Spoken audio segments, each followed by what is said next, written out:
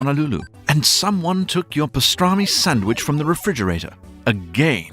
The mind-numbing repetitiveness of the daily activity is soul-crushing. Your phone begins to call out to you. The dreamland levels of Candy Crush demand your attention. So you decide to take some me time for the next 15 minutes. You might even believe that these 15 minutes of your non-productivity are metaphorically sticking it to your boss. But is it really? In his book, Enjoying It, Candy Crush and Capitalism, British writer Alfie Bown suggests that although the leisure afforded by games like Candy Crush and Fruit Ninja may seem like a brief respite from your mechanical capitalist grind, it may be quite the opposite. They're all part of your humdrum capitalist existence. But this is nothing new. This societal demand for constant gratification goes all the way back to the 19th century Victorian concept of rational recreation. Rational recreation was a belief in a hierarchy of leisure, where the urban working class was introduced to the concept of relaxation in the direction of self-improvement. Instead of activities like drinking, napping, and fighting, workers were encouraged to spend their time doing productive and organized things like team sports and stamp collecting. The idea was to keep workers engaged, happy, and domesticated instead of unruly, subversive, and wild, because a happy worker is less likely to strike. While we may not live in Victorian England, contemporary capitalist culture continues a new form of rational recreation, with an arbitrary distinction between productive and unproductive enjoyment. Basically, we're culturally biased against video games. Have things gone a bit too far? It's the reason why, at early ages, kids are pushed into t-ball and soccer and not gaming. I mean, one rots your brain after all. I just like jumping on things and killing them. So if our capitalist overlords don't want us playing games, does that mean we're heroically bucking the system when we game? What if the end of corporate capitalism and consumer culture doesn't end with the whoosh of a fiery Molotov cocktail and violent revolution? What if it is heralded by the beep boop beep of handheld games?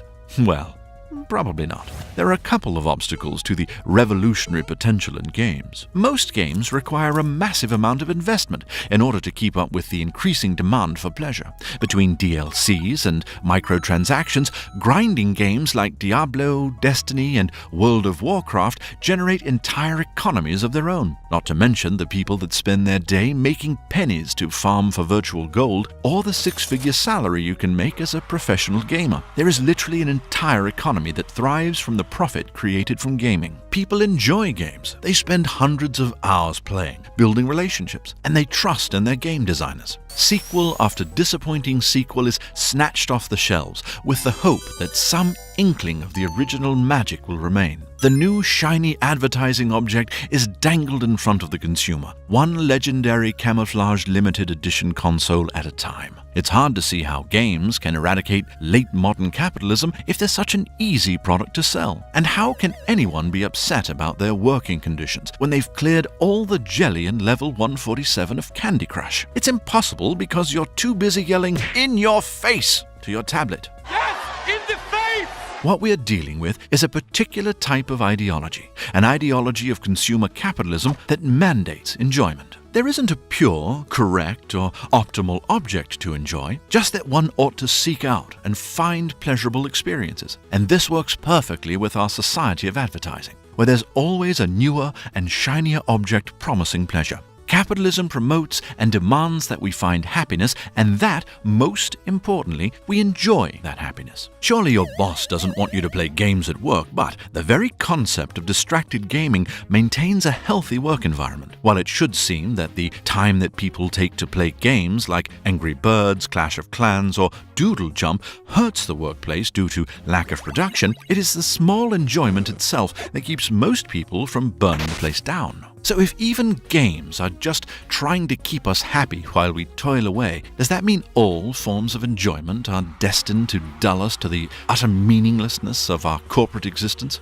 Alfie Bown finds a ray of hope in a special kind of Lacanian enjoyment. jouissance. Jouissance is an irrational form of pleasure that borders on suffering. It is a sort of pleasure and pain wrapped in one, a sort of enjoyment that there's no explanation for, like watching The Room, picking its scabs, or playing Flappy Bird, or any of the Dark Souls games. With jouissance, there's an opportunity not to destroy our ideology that mandates enjoyment, but to reflect on how unnatural our feelings of enjoyment are. That we aren't beautiful individuals who are fighting the good fight against the corporate machine, and what we enjoy is predictable, sellable, and taught to us.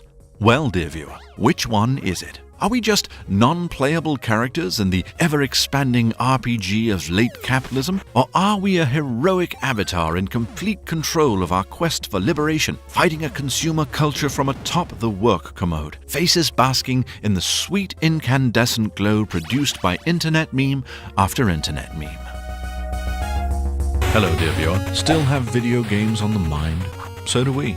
We're working on wonderful new videos exploring Dark Souls, Uncharted, and a lot more. So be sure to shoot this duck to visit our channel page and subscribe. Another great way to support the channel is by supporting our sponsors. This episode is sponsored by Audible.com. Audible is the world's leading source of digital audiobooks. They've got more than 180,000 downloadable titles across all types of literature, including bestsellers and the latest releases. If you're looking for a new book to sink your teeth into, let us recommend Ready Player One by Ernest Cline. It's a fun and exciting dive into the world of gaming and virtual reality, something we'll be covering soon in an episode of 8-Bit Philosophy. For more about Audible and to start your 30-day free trial with a free audiobook, go to audible.com